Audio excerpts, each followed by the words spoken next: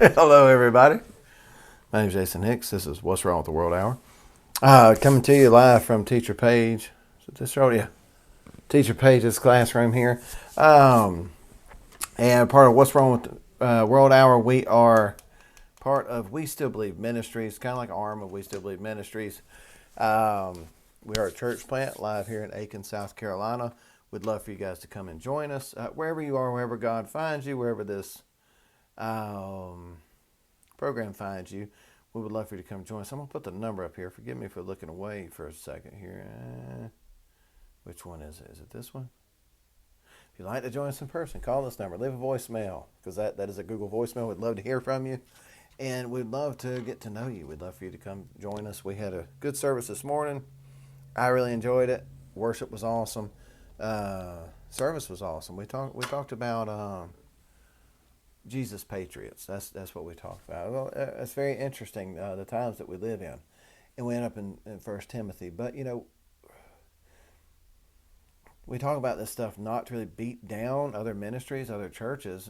Inevitably, I think you end up doing that when you talk about this kind of stuff. But at the same time, it's like, it's going to happen. Let's stay in the Bible, right? That's what churches should do. That's what ministries should do, is stay in the Bible. And anyway, so what we're going to talk about tonight is it on there yet, Paige? What's the title? I forgot to write the title down. What's Wrong with the World Hour? Oh, my heavens. Oh, my heavens. Oh, my heavens. Good Lord. Let's see here. And so that's what we're talking about. Oh, my heavens. Oh, my heavens, y'all. I put on here, oh, my Lord, y'all. It's, the world's gone crazy. I would say, if you hadn't been paying attention, you better start. You might miss something. Let's read this one here. Isaiah chapter 5. We're in chapter 5, yeah. Isaiah 5, verse 20. And we look at this. We look at Isaiah 5, verse 20. And, I'm supposed to say this to you. Out there, you're listening, share it. Share. Then we get done. Share. Hey, Joe. Hey, Deborah. Hey, Dana. Sorry I'm late saying hey to everybody. You know me. I'm trying to figure this thing out. My producer had stepped out for a moment. Anyway, let's hear. So Isaiah 5, verse 20, it says, "Woe to those who call evil good and good evil, who put darkness for light and light for darkness, who put bitter for sweet and sweet for bitter. Woe to those who are wise in their own eyes." This is verse 21. "And shrewd in their own sight." It keeps going. I mean, it's amazing. "Woe to those who are heroes at drinking wine, and valiant men in mixing strong drink, who acquaint the guilty for a bribe and deprive the innocent of his right." Man, that's in the Bible. Woe to those who call evil good and good evil. And that's a sign of the end of time as well.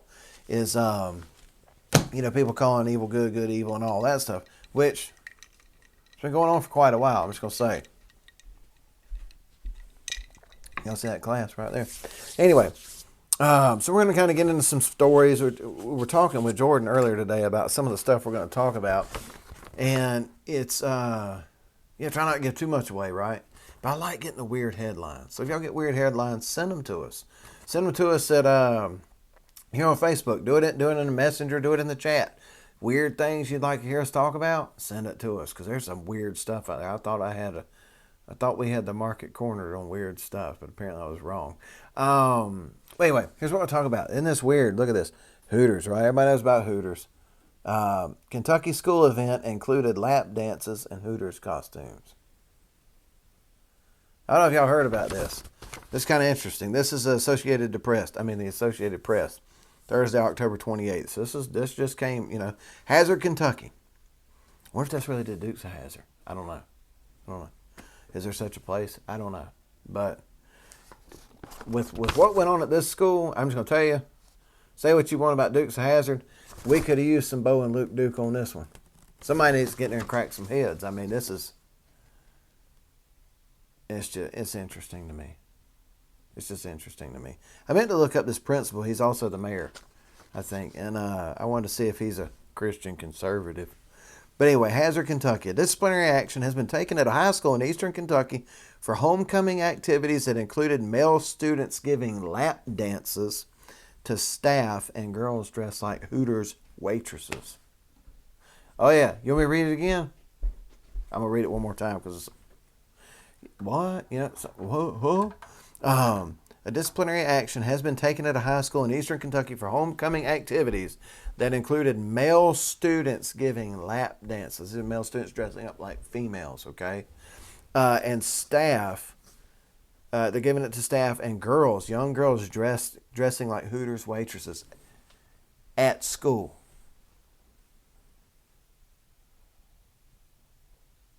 Oh, yeah. I mean, anybody want to ask me why we homeschool? How about that? No wonder homeschooling's at an all-time high. No wonder parents are so upset about what's going on at schools. Good Lord. Dressing your daughter like some Hooters waitress, her butt cheeks hanging out her shorts and boobs hanging out. Come on, man. You know? Anyway, Hazard County said in a Facebook post that a man pageant and costume day were held Tuesday. News outlets report that photos posted on the athletics department page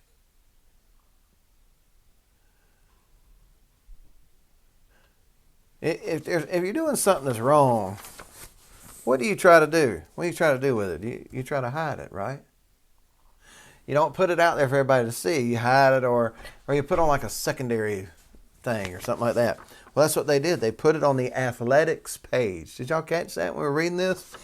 Why not put it on the school's page? If it's something that's awesome and this is something that we should be doing, you should put it on the school's Facebook page.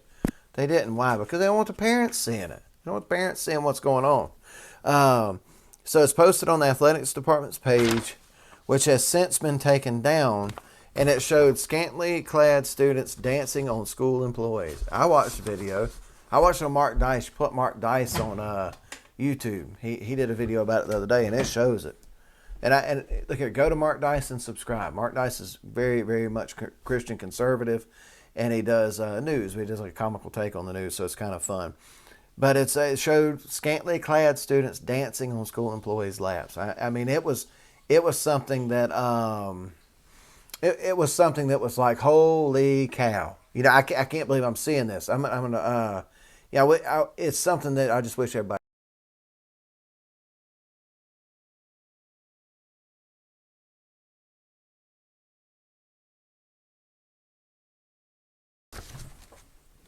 Excuse me. Sometimes you gotta hit the cough button. You know what I mean? Went camping this weekend. Lots and lots of smoke. And so anyway, we had some wet pecan wood. Man, it put off a lot of smoke. Smelled great, but it wasn't really great to be around because that's just a lot of it. We wanted to stay warm. So Principal Donald Happy Mobilini. Donald Happy Mobilini. You can't make this stuff up. His name might have been Chester. You know what I mean? Chester Molester. Who's also mayor of Hazard, was seen in photos smiling during the lap dances. Freak. I'm talking about freak. You're a freak. There's something wrong with you. You want this is, you know, but if I have these videos, they're liable to arrest me for child porn. He's doing it live and in person. And it's okay. It's funny. I used to work for a company. And we had, every year we had this big, the company come into town, right? And we called it our probe. You know, they came out in the market and they really gave you a big examination. And they would want to do a skit. What a skit has to do with work, I don't know. I always thought that was the dumbest thing I've ever seen in my life. Why do you do a skit and pretend to do anyway? It bothers me. And then the last time I was at one, a couple of the managers dressed up like women. High heels, boobs, wigs. You know, they had beards and everything. So they said it was funny. It bothered. I want to take part in that. Knowing what we know about spiritual warfare and stuff, I don't want to say, no. I ain't no. So anyway, I told myself I'm not going to be back. I said that was sick. I did not like that. That bothered me.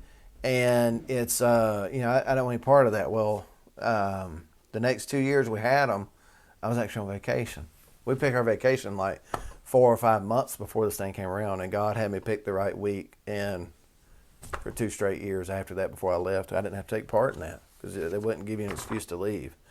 And so anyway, I was on vacation, and it was nice. So anyway, Principal Donald Happy Mobilini, who's also the mayor of Hazard, was seen in the photo smiling during the lap dances. He did not respond to requests for comment from the news outlets. I wonder why.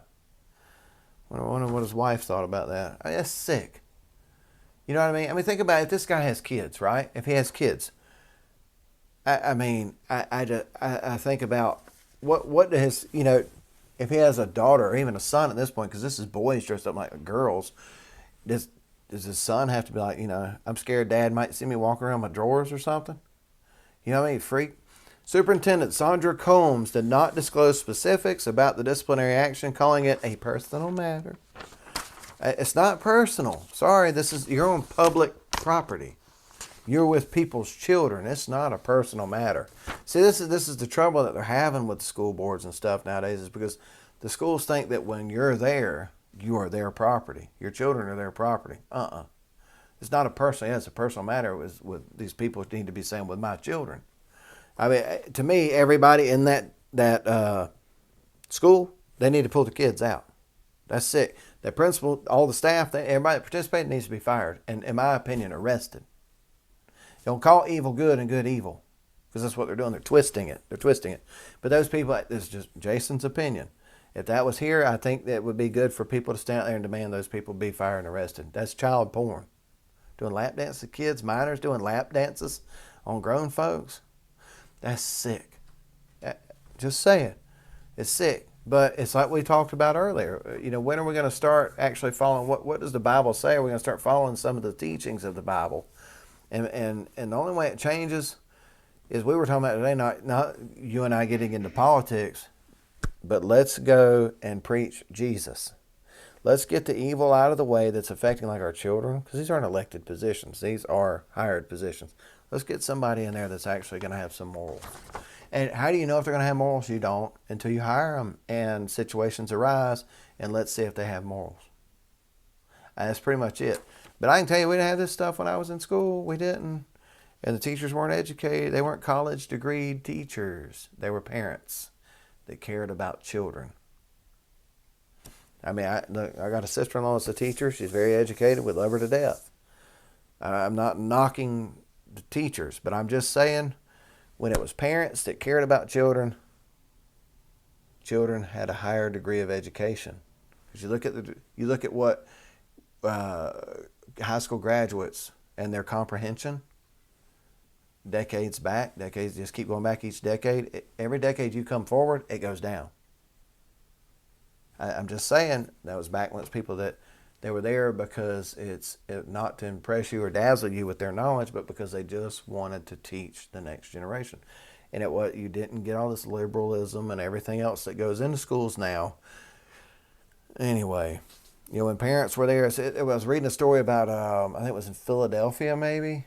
I might be wrong with the city, but anyway, it was a school that had been having fights. I mean, they had like 20 fights in 2 days. And just nonstop kids getting in fights. So the dad, Dana, nasty pedophiles, preludes to Halloween. Ain't that the truth? Ooh. But it was fights nonstop. The kids getting arrested. One day, 20 kids got arrested. Just brawl after brawl. So the dads, there's a group of dads that started patrolling the high school. Dads on Patrol, I think, or whatever it was called. I don't remember. And like 20 to 30 dads went to this school every day. And the school went from having police called 2 times a day on average, they went a month and didn't have the police called, because the dads are in there roaming the school throughout the day. Fights aren't happening. It's amazing. And grades are starting to go up after a month already. They're already starting to notice where test scores are going up. Why? Because instead of somebody being there telling you what they know, right? What's the saying? Nobody cares how much you know until they know how much you care. That's our job as Christians. So think about this. So you have like this school, you have that school even where they're doing the fighting. You get a bunch of Christians to go in there, dads, spread the good news of Jesus, right? Spread the good news of the gospel. Love, not hate, all this stuff. I know your teachers are telling you human secularism and all this stuff, whatever. I'm going to tell you about love. Let me tell you about love. I'm talking about love. And look what happens. All of a sudden, love starts to take place. No more fighting. All of a sudden, why? Because love gives you meaning. Love gives me meaning. Love gives you meaning. You mean there's something greater than me out there that loves me? I know I don't know my dad. I don't know my mom. They're out smoking crack, whatever. I don't know. But there's somebody that does love me. You're taking time with me. Oh, But when we teach secularism, we teach humanism, secular humanism, transhumanism, transsexualism, all this stuff in schools, nobody matters anymore. Nobody matters. And this is a product of what happens right here. You start to treat people like whores. You train a child up in the way it should go, and they'll not depart from it. Parents, you can't get them to go to church for 2 hours a week. It's too much to get them to go to church for 2 hours a week when you have control over them, when they're under 18, they're under your authority. You can't get them to go to church 2 hours a week. They spend 40 hours a week in school, and that's the trash they're being subjected to. Kentucky's still considered the Bible Belt. It's not like a major city either. Okay, yeah, I mean, you gotta start paying attention, y'all. Y'all, you got good Lord, y'all. You know. Jesus came to save us. Jesus came to save us all. And these people need Jesus. Oh, my Lord, y'all. So, she says, this is the superintendent. What was her name? I already forgot. The superintendent, Sandra Combs, it said it's a personal matter. She also said, we strive to foster creativity in our students, but unfortunately this time it was carried too far, and she said in a statement. You think? And why would you even say something so stupid? You know what I'm saying? You know what I mean? Why would you say something so stupid? Then that we strive to foster creativity in our students, but unfortunately this time it was carried too far. No, it should be, this is a shameful event that took place. We will fire the principal and we'll turn him over to you people, the parents. Here's the day we'll fire him. He'll be coming out then. That's the way it should have been handled, in my opinion. And then it says a committee will be formed to review student-led activities, and staff will undergo further training on school policy, according to Combs. So what was it, the kids' fault? We're going to have a committee to be formed to review student-led activities because it was student-led activities? So it's the kids' fault. All y'all, adults, all you had to do was be an adult and say, no, we're not doing this. But the superintendent said that the staff will undergo further training on school policies. No, you need to vet them better. You better you better get access to their Facebook or whatever and see if they're looking up kiddie porn. Because that's sick. That's sick what just happened. Also, she said, a student dress code will be enforced. A student dress code will be enforced at future events, according to the Herald Leader. And students and staff will be given social media training. So, okay, i.e., i.e., social media training. Don't put embarrassing stuff. Don't put this stuff on Facebook, y'all. We'll get caught. They don't need social media training. I mean, a dress code? A dress code's not going to help the debauchery that's in the leadership. You see what I mean? Look at your leader. Look at your leader. We talked about that today at church. Is you have these congressmen, they claim to be Christians, and they, well, how many times have you tried to have abortion banned, madam or sir? How many times have you put up legislation to ban just the simplest thing, abortion? Let's stop murdering people. They don't do it. Why? Because they're only a Christian when it's expedient for you to give them money or vote for them. Then look at what's happening in the school. It's time for the people of God to quit taking this lackadaisical view that everything's going to be all right. Christians like to complain, right? Think about this. The older Christians among us, they like to complain that prayer was when I was a kid, prayer was still in school and it was a good thing. Well, what did you do about it when they took it out? Wish I had the other soundboard. I'd put the crickets up right now. Nothing. So what are you doing now? So this is what I like. I like to see the parents now on TV because they're getting fired up. They're getting fired up about what's going on in my kid's school. We can't have this. Hey, dude, you ain't doing this to my kids. That's what we need to say. That's what I told them at church last week. If it comes to somebody in our congregation, somebody that's a part of our online folks, if it comes down to vaccine mandate, you're going to lose your job, I'm going to be knocking on the door. I'm going to be calling, hey, what are you doing? Why are you doing this to my person? Is this legal? I'm going to call. I'm going to call on their behalf. Why? Because it's my job. Because I care about them. You know what I mean? We got to quit being apathetic. We got to quit being apathetic. It's what we said during church today. It's not. I'm talking about not like an overthrow of government or anything like that. I don't like the idea of a Christian being in politics because it's going to water you down. You're going to compromise, and it's just better off if you're not going to compromise. But if we have 70% of the nation, 60-70% claim to be evangelical, if we would all just go, this ain't what we're doing. Guess what? That's not what we're doing. But you gotta be able to have your pants tailor made, and you gotta stand up. That's all it takes. Just somebody's got to go, hey, we're not doing this. I'm standing for what's right, instead of just going along. Like a guy told me yesterday.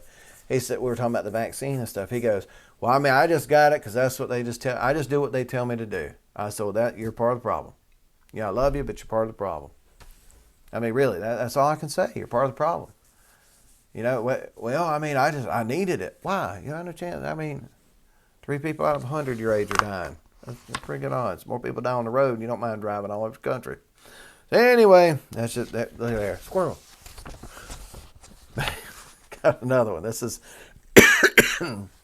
this is from the Jamaica Observer. Man, we just went international, y'all. This is this lady here. It says undeserved death. Let's see. Can you see her? Undeserved death. Wonder how she died. And this is going for like religious leaders. You don't need to be. You gotta be careful with who you yoke yourself with, right? With who you put yourself under as a religious leader. So the title of this article from the Jamaican Observer is called "Undeserved Death." Man, right here at Halloween too. Ooh. This is actually from October 21st, just a couple weeks ago, by Rochelle Clayton, Observer West reporter.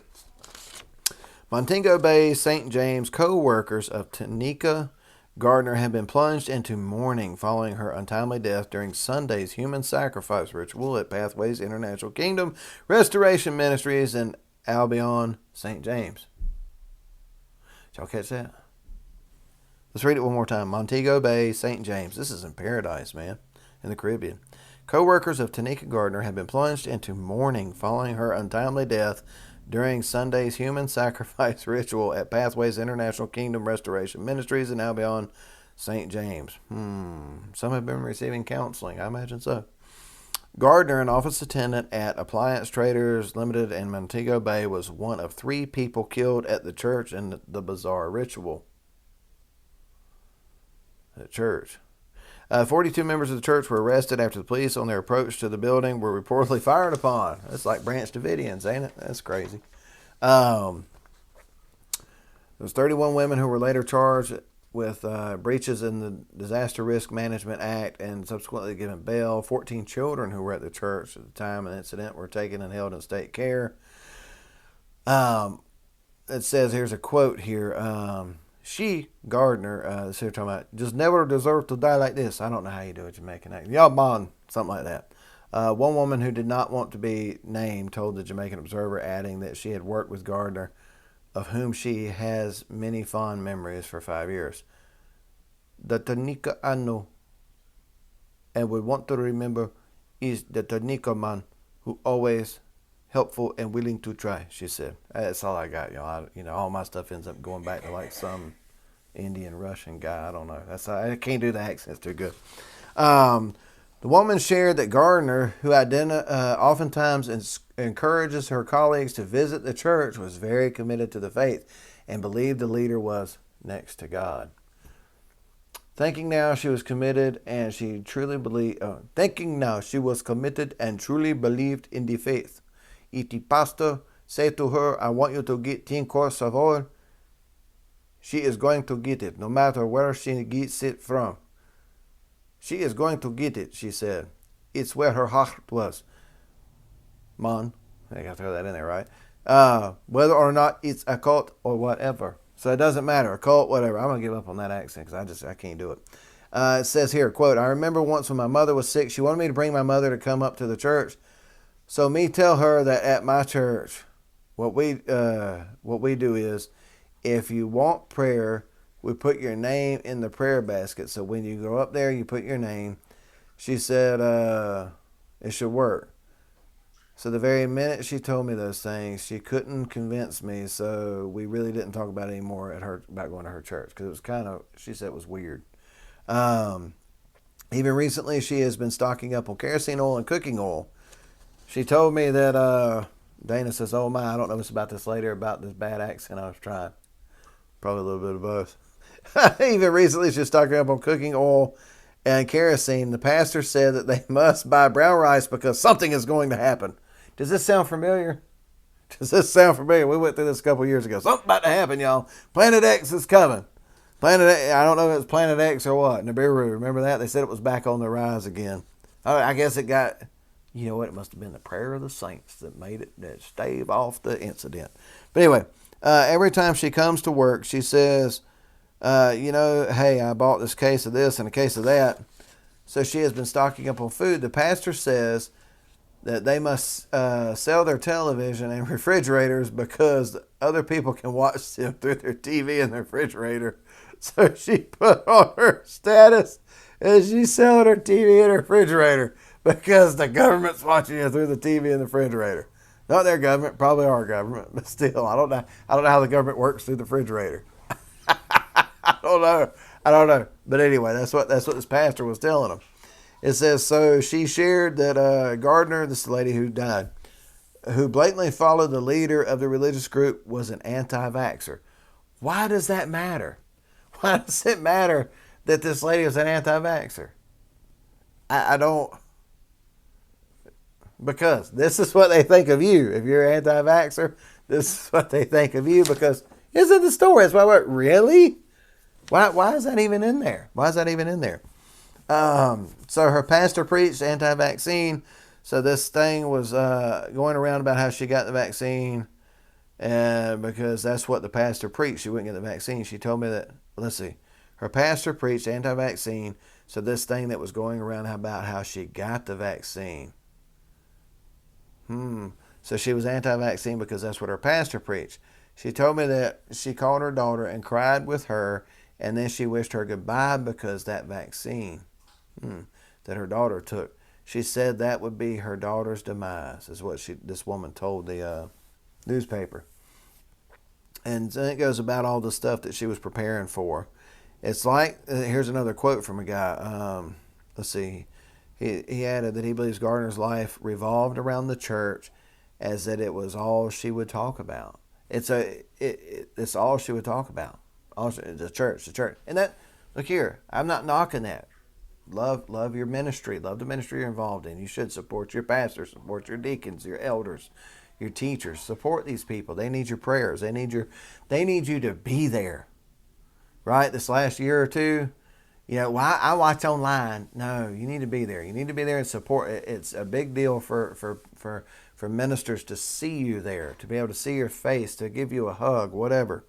And here's a quote. It's like the church was a sanctuary for her and the pastor was next to God.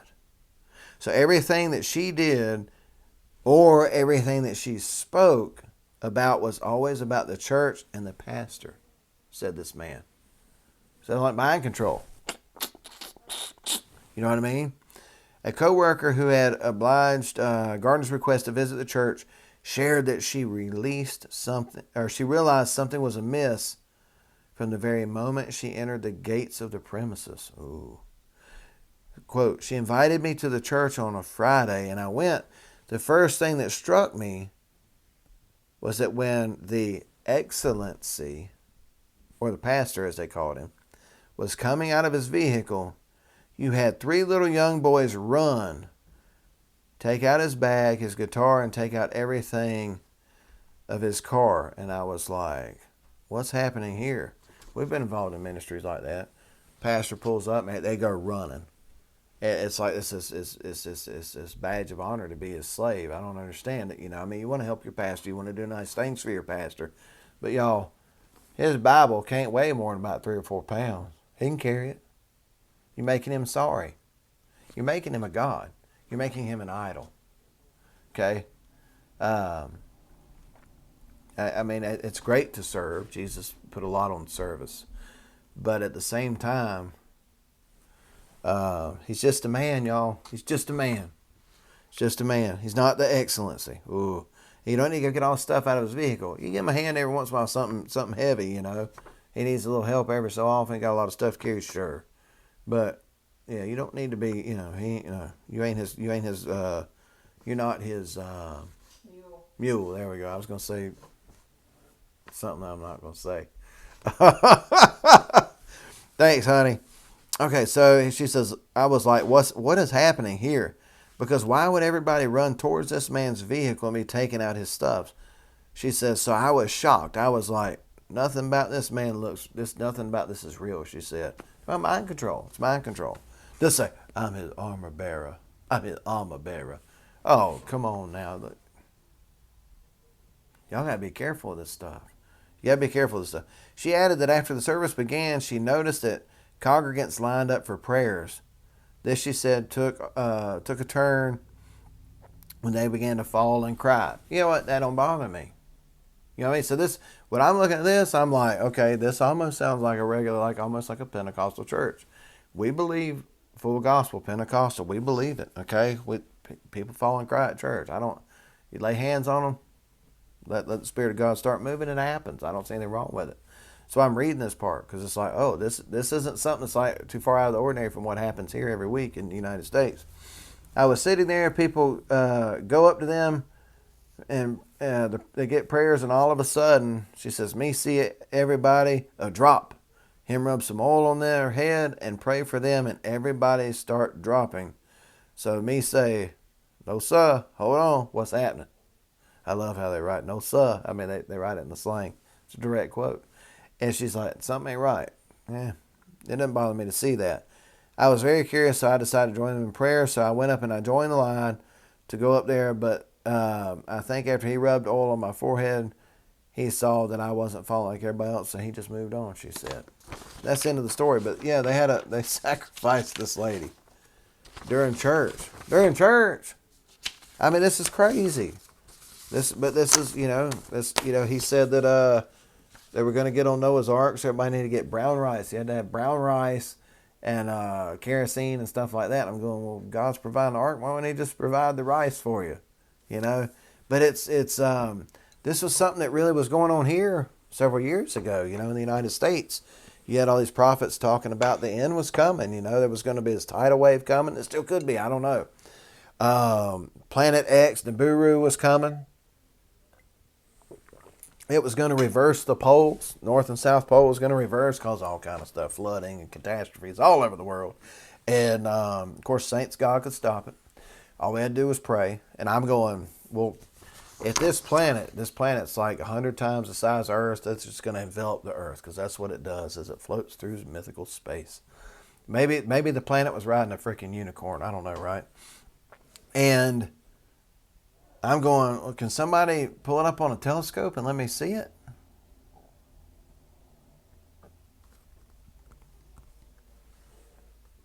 Got to think. We have to use our brains. You have to use your head. I like what Jimmy Dugan said in that movie, League of Their Own. That's that lump 3 feet above your rear. Use your head. Okay? We can get into the Nibiru and Planet X, but, I mean, I'll listen to you. I'm not like a super duper. I'm getting a little better. But even back then, I wasn't like a super duper discerning type of guy, you know. I tried. I missed a lot of stuff. But with that one, with the Planet X thing, it was like, I don't know how anybody could fall for that crap. I don't. It made no sense to me. It's like, this is stupid. What's happening? And so then I guess it was the prayers of the saints. The faithful, diligent prayers of the saints that staved off the planet Nibiru. And so that way we don't have to die now because that thing is gone. No, maybe that is. I don't know. But I need to see a picture of it for me to believe this thing. Sometimes seeing is believing. I don't have blind faith when it comes to that kind of stuff. Especially if the government's telling it or any more if a prophet's telling it. I'm just kind of like, well, you know. Let me see. Let me see something. Let me see. I want to see some evidence. You know, and so anyway, that's just where I'm at with Planet X. It's like, what happened with it? When are the poles going to reverse? Because when I pull out a compass and it shows north, it still shows north. You know what I'm saying? And that's like, okay, so I thought this thing was going to switch us around. Where you at? Where you at, prophets? You know, eventually we got to wake up. You know, the world's coming to an end. All these floods and everything going to happen. All this wild and crazy stuff, CERN and UFOs flying around. I saw it on Tucker Carlson. We got UFOs flying around. We better go buy 100 pounds of rice. Well, we did one time. I think we were more concerned with like the civil unrest of things that could happen. And so we bought the rice. We bought, you know, we didn't buy a lot of stuff. But it's good to have supplies. You know, for 2 weeks is what actually the government says. FEMA says that. Just in case of a catastrophe that happens.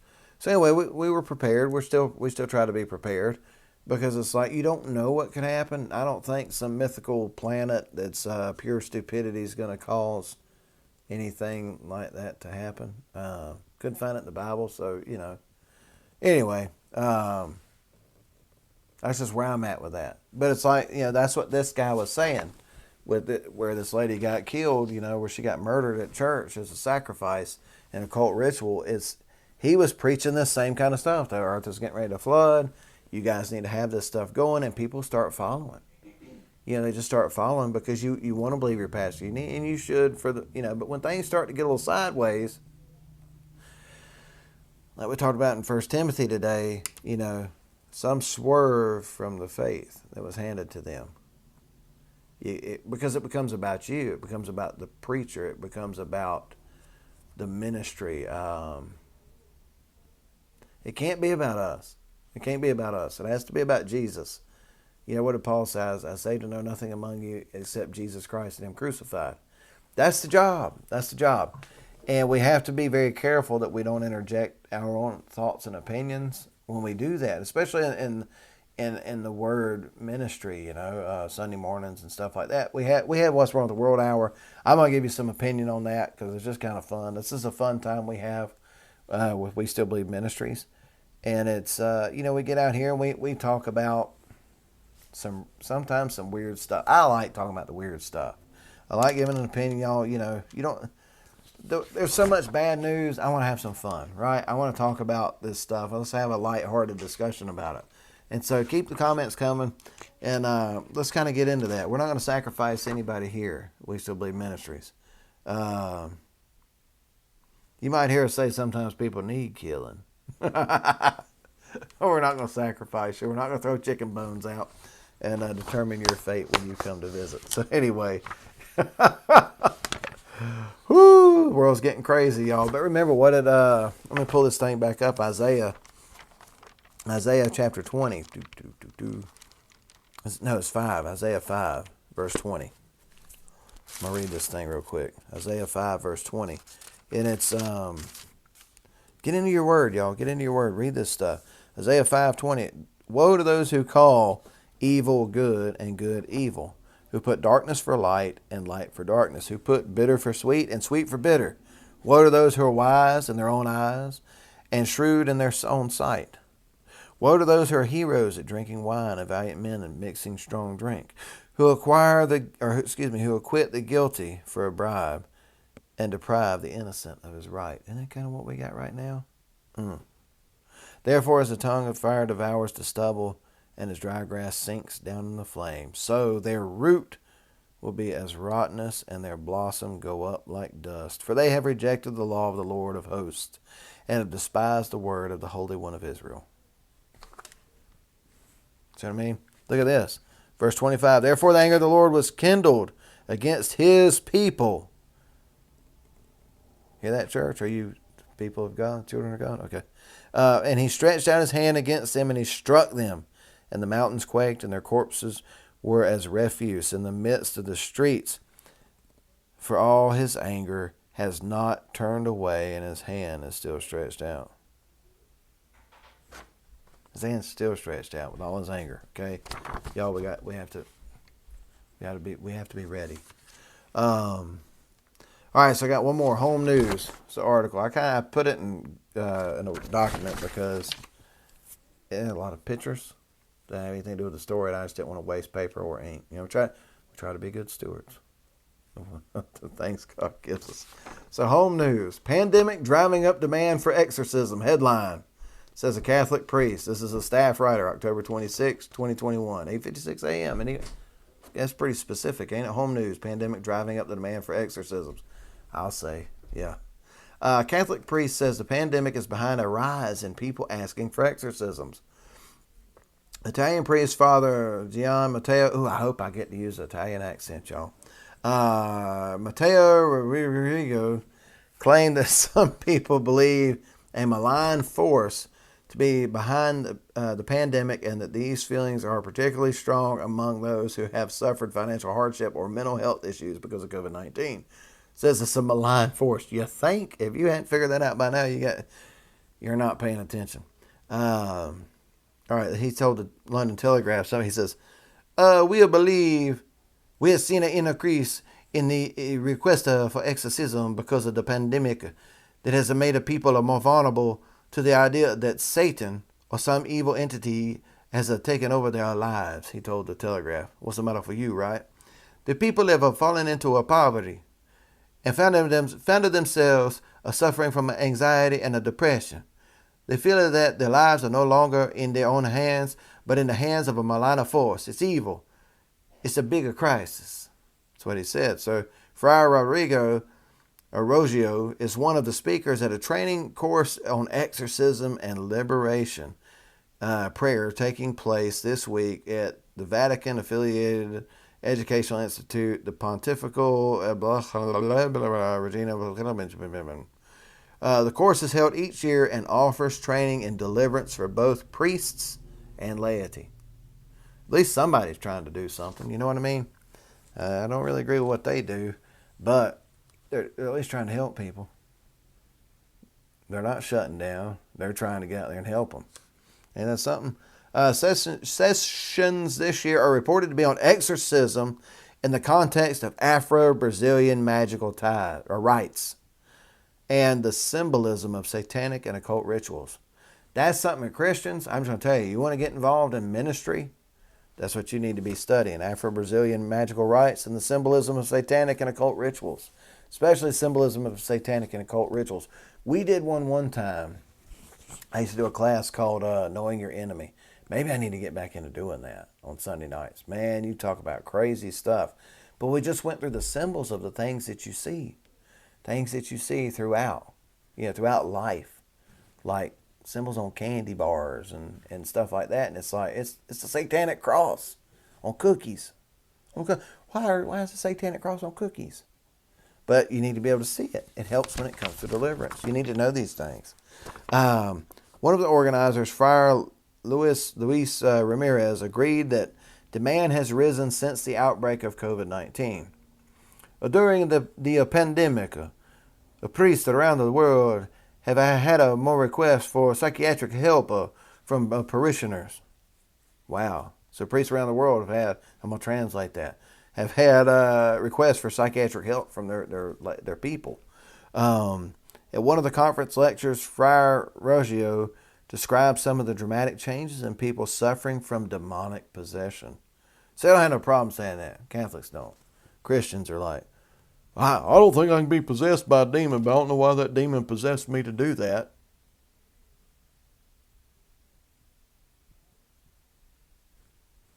Whatever makes you happy. He says, quote, people speak languages they have never spoken before, even ancient tongues like Aramaic, Latin, Greek, and Hebrew. And they're able to levitate off of the ground, or they vomit objects like nails and pieces of glass, he said. They vomit things like nails and pieces of glass. They've been eating this stuff. They've been eating nails and glass. That's demonic. It's a demon. It's a demon. I'm just telling you, it's a demon. Got them eating all kind of weird stuff. But sometimes it'll be like a rite that's in there, that the witchcraft doctor uses. He says there are some people whose voices change completely, like me probably right now. You're saying a woman might have started speaking like a man. We've seen that before. Little sweet old women. Look at what do you want from me? And she usually talks like this. It's like, good heavens. Some of people develop a superhuman strength. Superhuman strength. And it take 4 or 5 people to restrain on them. Okay, we had that. We prayed for a little girl. This girl could have weighed 110 pounds, y'all. 110 pounds soaking wet and fully fed. And she came and because she was having some problems, demonic things like that. It took 5 of us to try to hold her down. That was like a 4-hour wrestling match, man. We didn't hold. I wouldn't say hold her down. We restrained her, and but that's that superhuman strength. She cussed at us in a man's voice. She told us about things that were in our past, right? Spirits that have come out because that devil sees that. It's like a familiar spirit. It sees that in you. It sees that fear and it feeds off of it. And she told each one of us about things. Well, we had sense enough not to worry about that because we're deliverance ministers, right? We're ministers of the gospel. We're men and women of God. And so we're like, oh, okay, yeah, that's crazy, man. Give place to the devil. Let them have their fun, as they're coming out.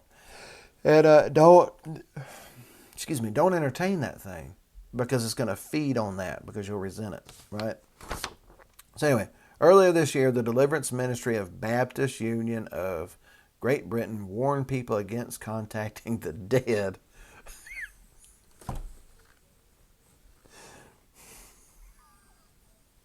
The Deliverance Ministry of the Baptist Union. What are they doing? What are you teaching your people, man? The Deliverance... God. This is where church is taking people, okay?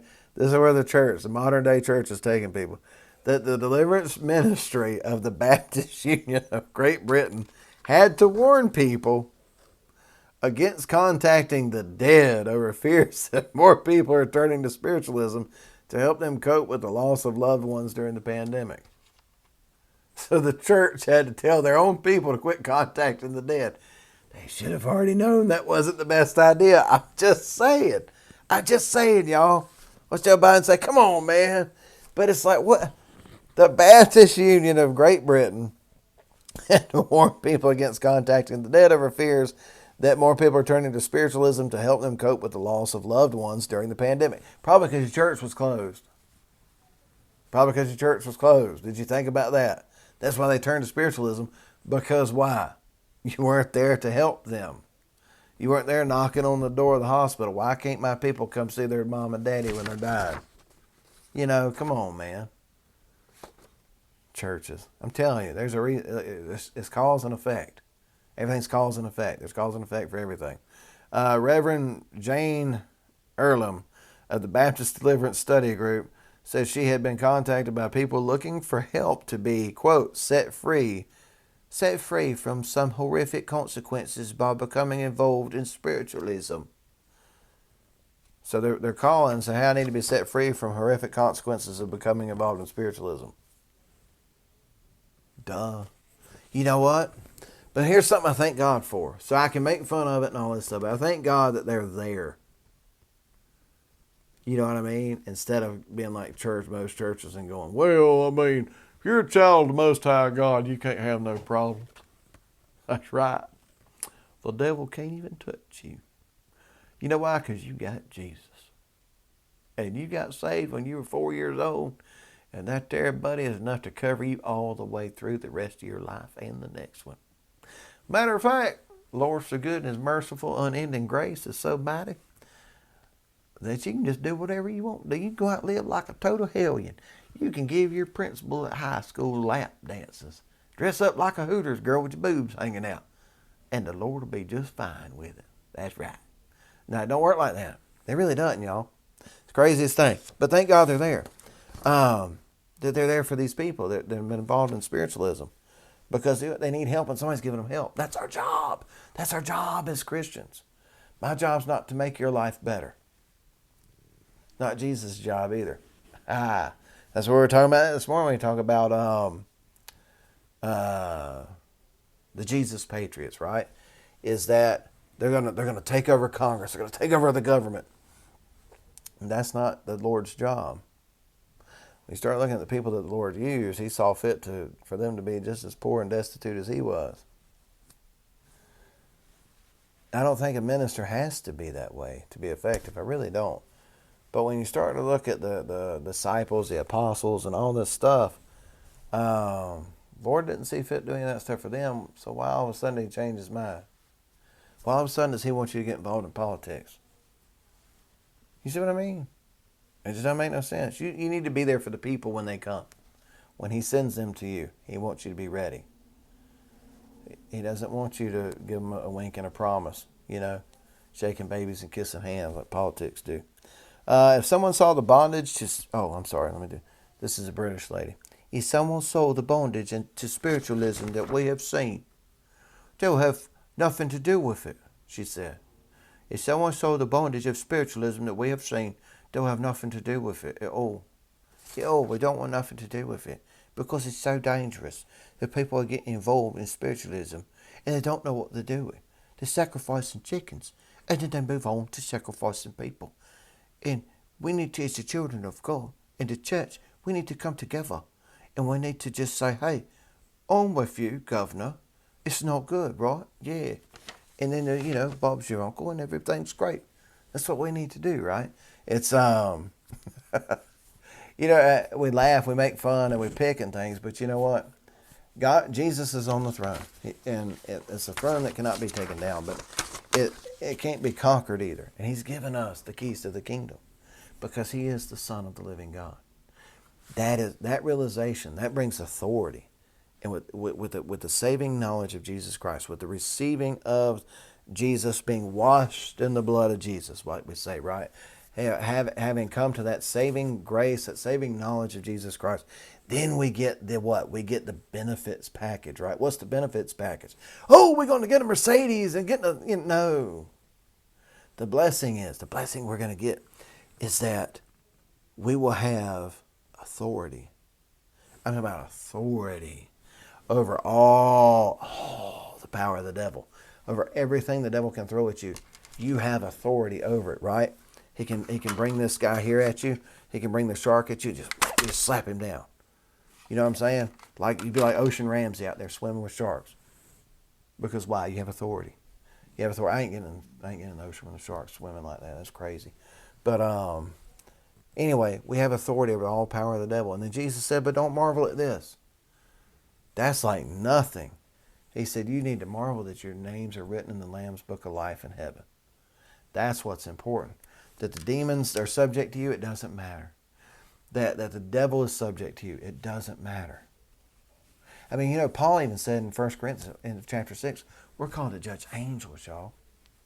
We're called to judge angels. But still, that's secondary to the promise and the gift of heaven. To what Jesus did, that's like, it's way over here to the side. He said, don't even, I mean, that's cool, but what about this? That's what the Lord says. And so that's the things we have to focus on. That's what we have to share. That's what we have to share out there. And I take comfort in these Catholics that are out there doing ministry. They're out there casting out demons. Now, granted, they might be loading them up with some demons too, but they're at least trying, y'all. It makes me think about where Jesus was walking with the disciples and somebody said, Lord, these people are casting out demons in your name. They're healing, they're praying for people in your name. They're not walking with us. And what did Jesus say? Let them alone. Remember that? I wish I could remember what the story was off the top of my head. But the Lord told me, He said, let them alone. What does He say? If they're for us, let them be for us. Or if they're against us, let us be against them. And why fight somebody that's for us?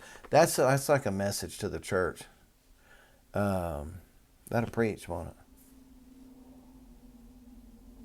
So anyway, that's something we have to think about. But it's we need to stand in unity, one body. We're all Christians, y'all. We're all Christians. And when we get a little off, we need to pay attention. We need to have somebody else speak in our lives, somebody that we allow to speak in our lives. I got several people that speak into my life. And it's good. That's something that I have some folks that are much older than me, and I have some that are like my kids' age that speak into my life. And it's from top to bottom, it's great. I love it. It's because it's we still believe. It's not I still believe, it's we still believe. And so that's the That's the biggest thing, you know. That's the biggest thing is are you able to take some correction? Are you able to stand in the Word of God? Will you call right and wrong? I think that's like the biggest thing nowadays that you have to consider as a man or woman of God, as a child of God, is that can I recognize right and wrong? Because there's such a deception happening right now. There's such a deception going on in the church, and there's such a deception going on in the world that I think we're going to fall for anything. Some will, some won't.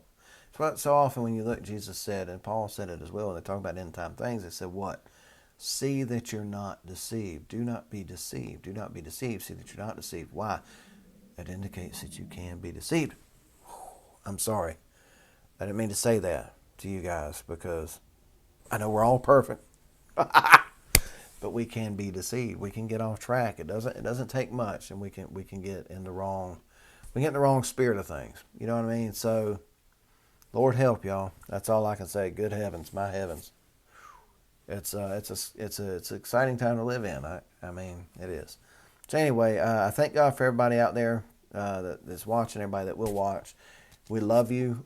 We pray that God blesses you.